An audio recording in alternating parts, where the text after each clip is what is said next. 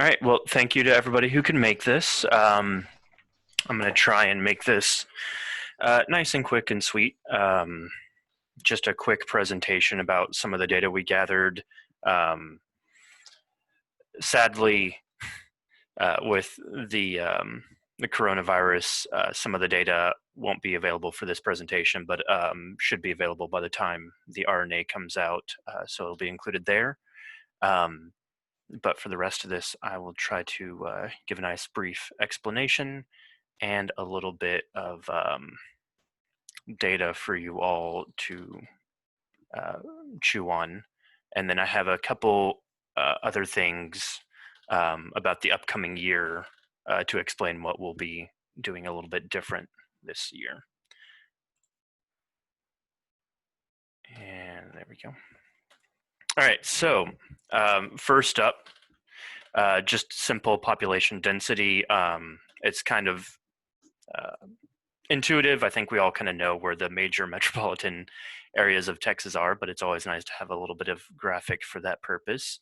And you can, as you can see, it's obviously heavily Travis County, Dallas, and Houston. So more interesting is language proficiency. So this will be households with limited language proficiency in English, obviously. Largely, you see the kind of border towns where Spanish is going to be more common will be represented there. But you can kind of tell in our area, certain counties. I wish I could have zoomed in, but the way the software was working was not allowing me to like zoom in on the specific region with county names. So I'm going to be trying some new software for the data before the RNA fully comes out, and hopefully we'll kind of fix that problem with the new software. The current software did have some issues. Let's see. Jessica should, yeah, okay. Excellent. So educational attainment. So this would be the percent of individuals over 25 who have a high school diploma or equivalent. Now, I thought a fair bit about how I wanted to represent this data because, well, it doesn't capture the those with higher than high school attainment. However, it gives us a little bit of an idea. Or no, wait, sorry. I'm sorry. I forgot. I actually switched this data this morning, so it slipped my mind before I reviewed it. But this is actually those 25 and older who have not achieved a high school diploma or above. So you can see some of these areas are a little bit high, but in our region, it seems to be floating around 10-ish%, maybe a little lower for certain counties. And again, I will be kind of fixing this, hopefully with the new software I'll be using to map this data. So this is a nice, clear, crisp map that I actually got from somewhere else. But this will be the 12-month change in unemployment rates by county, not seasonally adjusted, ending in March 2020. So our area has not seen a whole lot of shift compared to certain other areas, which is pretty good. And as you can see, the as of March 2020, these are the unemployment rates by county. Again, we're looking all right. It's obviously going to be higher than normal with the current epidemic kind of shutting down businesses and having issues with that. Even as early as March, we were seeing some of that. So hopefully in the coming year, that'll kind of go down. But comparatively, our county is actually doing fairly well. Our region is actually doing fairly well throughout the state, but particularly compared to kind of these outlying counties. Juvenile justice referral rate divided by 1,000 for ease of access.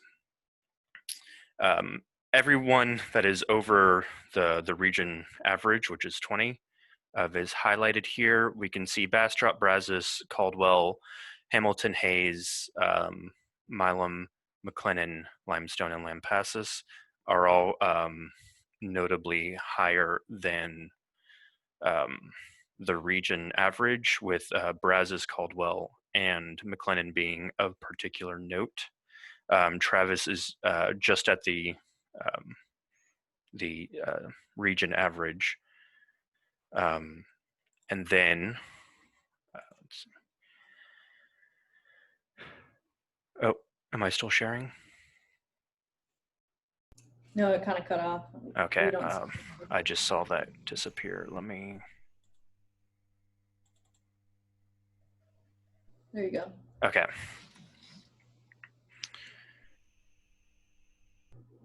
Actually, I think this might not be the right screen. Sorry about this. Yeah, there you go. Now it's full screen. Okay. So this is kind of data that we've gotten off and on throughout the years, which makes it not necessarily the best representation. This is for 2017. However, it's great for comparison by region. And so you can see Region 7 here, we're actually doing fairly well. Obviously, this will be adjusted by, you have to look at the populations of each region, but the regions with the most population are going to be Region 7, 6, 3, and I believe 8 as well. So naturally, these are going to be a little higher just by virtue of having more people. However, comparing them to the state, you can tell that we're actually doing not too bad as far as opioids are concerned for region calls in 2017, which is kind of promising to see. And then using data from poison control as well for marijuana, we can see for the entire state, synthetic marijuana is starting to go down as far as poison control calls, which is very good because there was, particularly around 2014, 2015, a high incidence of hospital visits and other issues with synthetic marijuana and THC products. So seeing that go down is promising. However, with the advent of marijuana vaping products, we may see that start to go up again. As you can see here with that little vape products increase, because those are virtually unheard of for THC in this earlier data. So just real quick, TA discipline reports. This is for the entire region, broken up by what substance or school rule was being violated. Alcohol was pretty negligible, with tobacco and controlled substances being very common as far as school discipline reports, which you can compare with the juvenile justice referral rate. It'll break down similar to this, just because a lot of them will have been sent to juvenile justice. But this captures a lot more of the data because it is not just those who are sent into juvenile justice, but who get in-school suspension, out-of-school suspension, and stuff like that. Hey, Jared. Mm-hmm. Was that for like this year, last year, 2019, like these? Yes. So the TEA reports will be for 2019. Okay. Would vaping, like, I guess it depends on, I guess, how they report it to the TEA by school, but would vape products, I guess, be in the tobacco? Yes. They categorize them? The vaping products will largely fall into tobacco. I think unless they were confirmed to have THC or something in them, in which case they will fall into controlled substances. Gotcha. And hopefully nobody falls under alcohol, because vaping alcohol sounds just awful. Yeah. Right. So Jared, just Yes. so controlled substance would be everything with THC and opioids and medication in general. Okay, benzos, everything. Okay. Yep. Yeah, everything which will fall under legally controlled substances. So this will be them actually breaking the law, even if they were of age. Which obviously none of them in high school are going to be of age to drink, but some may have been 18, because this was before, I believe, the law passed. But yes. All right. So EMS and overdose or poisoning, toxic ingestion. So this will be all EMS runs, which is always really great data to have, and I'm glad we've been able to get that consistently. The RNA will have this by year in order to give you a nice trend line. But for a quick snapshot of 2018, which is what this data is from, I believe, 2018. You can see that Hayes, Coriel, Brazos, Bell, and McLennan had kind of higher percentage of these runs, with Travis having notably lower than these other areas, and Bastrop as well, being very close to the kind of cutoff I chose for representing this data, which was 1.6. And then you can see for the entire, this is a percent of Texas as a whole. You can see that for our region, we accounted for about 19% of the state total of EMS runs, which is fairly in keeping with our population. And a little bit, again, a little bit promising as far as given our the level of population we have, it's really not too high, with these certain areas being an exception. Obviously, a lot of this will have to do with the fact that while we do have Travis, this will be Travis is notably low here. Jared, do Yes. you get this data straight from the EMS or not? So this data was gathered, I believe, through the EMS reporting system, which goes through Dishes or HHSC. Okay. I can't remember which one. I think it's Dishes.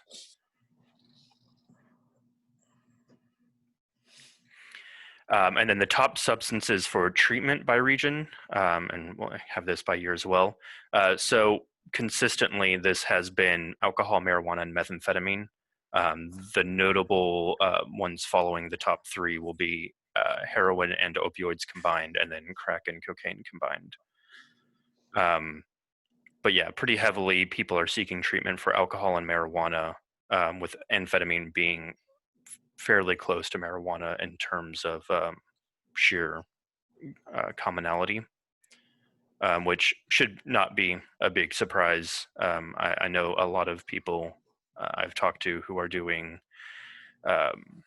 treatment often say that, yeah, the worst one is always, besides alcohol and marijuana, the most common one is always methamphetamine, just because the rurality and ease with which it can be made. And then we have some DUI data, again by year, and I chose to add in these state totals just so we get an idea. And this is probably a good point to mention. A lot of this data is also broken down by county. However, with the coronavirus, a lot of the state agency have been a little bit delayed in getting it to us. So I haven't graphed it anything or charted it by county. Plus, doing it by county is a little bit busy for this sort of presentation. However, that is available by county, as is, I think, almost all the data I've shown today. So if you want that separately, I'd be more than happy to just draft up an Excel sheet with any indicator you would like broken up by county for your area. But yeah, you can see as far as total crashes, we're surprisingly low given that we have a lot of rural areas, and a lot of rural areas tend to see higher DUIs because they have to, they're more likely to have to transport themselves rather than using public transport. And then there is you have our crash and fatality data here. It seems to be fairly steady as far as fatal crashes and number of fatalities, both sitting around 100. And then the number of total crashes in this region seems to be pretty steady around 3,500. It does seem like the total crashes is decreasing though. And a lot of this may be due to the increase in use in Uber or Lyft, as more and more people are able to order those and therefore not drive while intoxicated. So a little bit of data from TDCJ. This is the number of inmates, so the number on hand, the on-hand population who by offense. So the total on hand, you can see here for our region, has been pretty steadily around, 3,000, 3,300 or so. But while that is kind of fluctuating around there, we do see that the number of people who are in the prison population who are there for a drug offense has been kind of increasing from 2015 to 2019, particularly for drug delivery and drug possession, while DWIs again have gone down, which is encouraging to see, and again maybe due to ride shared services. However, possession and delivery have increased pretty steadily. And this, I don't have arrest data sorted just yet. It's very messy, so it's taken me quite a while to properly clean it. However, I will be, in the RNA, I will be comparing the number of inmates per, or by, for drug offenses with the number of arrests for drug offenses, just so we have an idea of how many of these people who are getting arrested for an offense actually going to jail for it. And obviously that'll be a little bit offset by the year just for how long court cases can take, but it should give us a vague idea of what exactly is going on there. And that's always, I think, good data to have just for how easy it is for us to understand what's going on. And then I believe this is the final one. And this is data that we've included before, but I don't think it's been quite as detailed as we were able to get this year, which is tobacco permit density and alcohol permit density. And this was supposed to be color coded as well, but I think when I saved it, something went wrong with the format.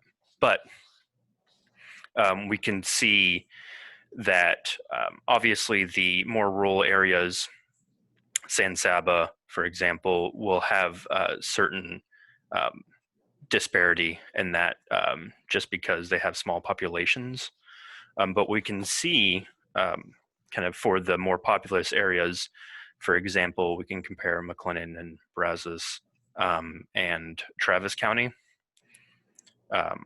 by these measures and see that while McLennan has higher tobacco permit density than other similarly populous counties, they have lower alcohol permit density, which I think is pretty useful. Also, you can see kind of like Washington, Williamson here. And then there is obviously a quite noticeable difference between those who sell alcohol and those who sell tobacco. I think it's just because more establishments will obviously have alcohol permits because restaurants and stuff will be selling alcohol while they won't be selling tobacco typically. So as I said, I have some kind of ambitious plans for this regional needs assessment, but more importantly for the upcoming year, the upcoming fiscal year after I complete this needs assessment. I will be doing, since they freed us up after as of this new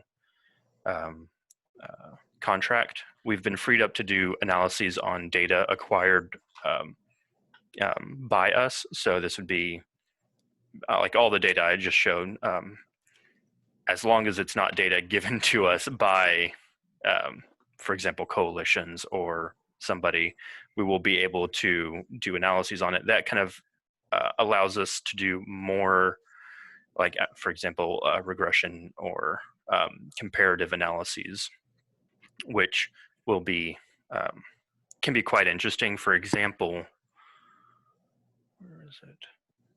With the treatment data, we actually do have the treatment data by county. And more importantly, we have the treatment data with the percentage of those in each county for each substance who smoke, which will be very interesting to look at. We can see what are the percentage are the people who, you know, smoke marijuana or alcohol or do heroin or cocaine. Out of those, who is more likely to also be a concurrent smoker. And that can certainly help us with our treatment needs, as well as our, I think, our prevention needs as well. But it should allow us to be a little more free with what we can do with the data. And then also, I will be doing, I haven't planned out how many yet. It'll kind of depend on the quality of the data we're getting for some of these.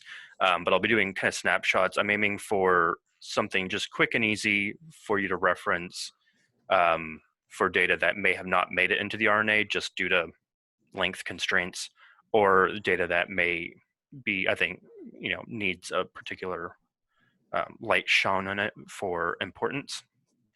And I'll release the snapshots throughout the upcoming fiscal year for 20 to 21. But I'm pretty excited about that. And this will also obviously include, with any luck, more GIS data. It's just, I ran into some issues, as I mentioned earlier, with the maps that I did make being, obviously having the whole picture of Texas is very good, but I would like to focus more on our specific region. So I'm going to be playing around with that for new data. And if I can get it labeled as well, it'll be even better. So does anybody have any questions? I do, Jared. This is Jessica Macias Tabasa of Plain County. My question is this, is the video that you're creating right now, is that going to be able to be shareable? I've been running into issues where I'm watching these presentations and I would love, love, love to be passed on to my directors. Is it shareable? It will be. My current plan right now, what I'm doing is I'm recording it directly to my my computer. Okay. And with that recording, I'll be able to upload it to some sort of, you know, streaming YouTube or something, so that'll be very easily shareable for you guys. Okay, great, great, great. Yes. With the information, I know that I've met with McAdoo, and because of COVID-19 and a lot of the paperwork that we had submitted, either be the needs assessment, what have you, she's actually made mention that we are going to be, if we need to redraft our plans, our 5-year plan, because of COVID-19, not being able to really reach those measurable goals. And with this new data, I'm going to have to talk to McAdoo about it, with it being more regional rather than state, to include this information now that we have it in our hands. So that was something that I was thinking about while you were talking, is to show the higher incidence, include that information in our reports. But I will have to talk to Tiffany McAdoo with HHSC about that. Yes, and I'd be more than happy to provide you with whatever you need to complete that. What I'm thinking of is, depending on obviously how many people are intending to request more county specific data, is get you data solely on your county or your county and outlying counties compared to the region as a whole, and then compared to Texas as a whole. So that you get a bit of a layer comparison that will allow, very easily understood, this is this is more of a problem in our area than the region, than the state kind of thing. Okay. Yeah. She said there really isn't any specific time to turn this thing in. She said she would like to have it if we are going to redraft it, before that fiscal year starts up. So, I don't know what your timing is or what you're up to, if you're available, or what's your schedule like? Yeah, so I'll be very available. I'm working on obviously cleaning the data sets now, which is why I presented so few here, that, and obviously the time constraints here with the Zoom. However, I will be fairly available for data requests throughout this summer while I'm working on the RNA. And then the RNA obviously will delve much more into depth on some of the data I've presented already, presenting it by county, for example. But yeah, whatever data that you need, just feel free to just me a list, or say, I want, opioid data or marijuana data or whatever. And I will be able to kind of pick and choose what may be useful. Okay. Oh, sorry, let's see. Tiger may have dropped out. Hopefully he's back in now. Yeah, so feel free to just send me an email requesting any specific type of data. All right. Yep. Any other questions?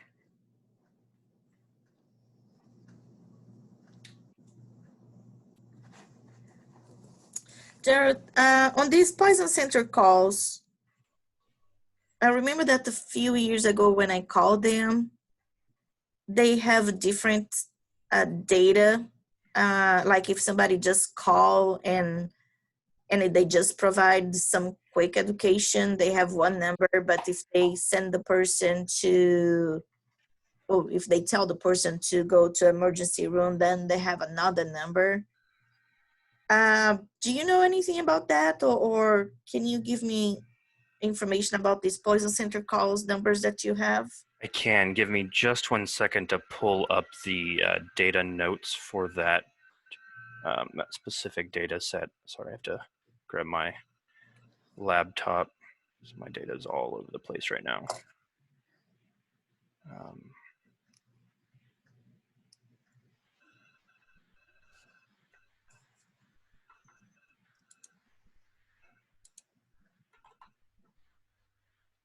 So, okay, let's see. Is it okay? You don't need to give me now. I'm going to follow up with an email because I'm going to break down anyway for the county. Yes, yes. Can give me more. Yeah, I'll be able to give that to you. It looks like I don't specifically see mention of separation by call type, but I can email the evaluator who did this data and see if they know. It looks like they may have changed that between then and now, but don't hold me to that. I will follow up with that. Okay, thank you. No problem.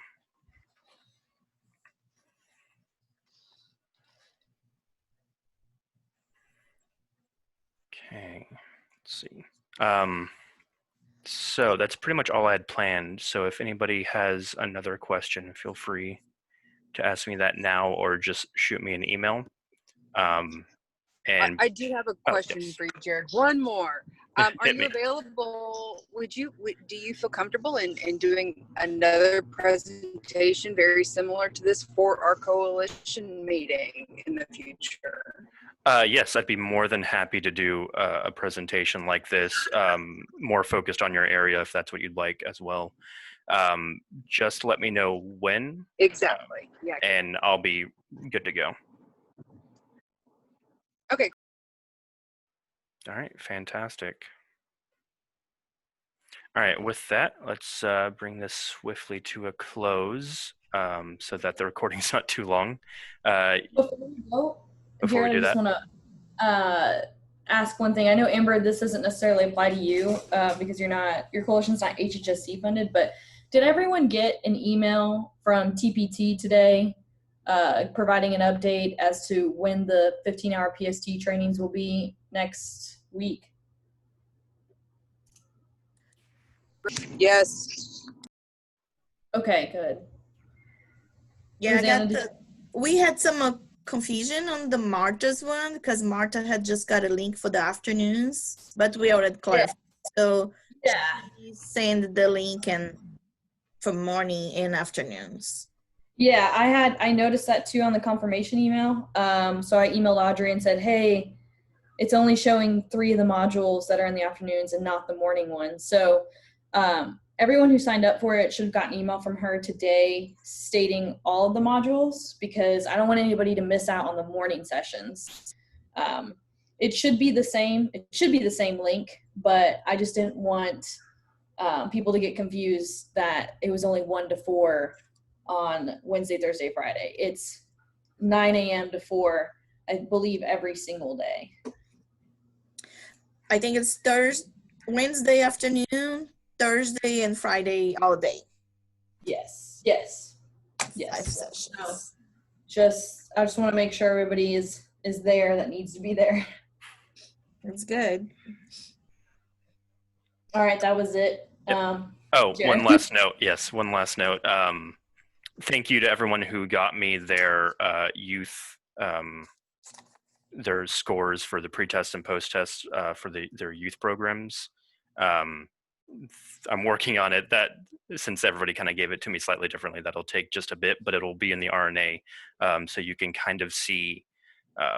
Obviously, you have your own data, but you'll be able to see kind of a quick and easy, how many youth are being treated in our region, as kind of comparison with other regions. Hopefully, though the other regions, it's right now we're doing it on a region specific thing. I'm going to try and get data from the other regions as to that so we can kind of compare, because that's always helpful.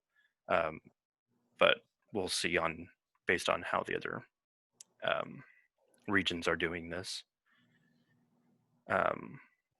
And with that, I think we can close this up. Thank you everybody for coming, and I will send out an email with hopefully a link to this recording. It'll probably be through YouTube just for ease. But yep. All right. Thank you, everybody. Thank you. You take care. Bye. Take care.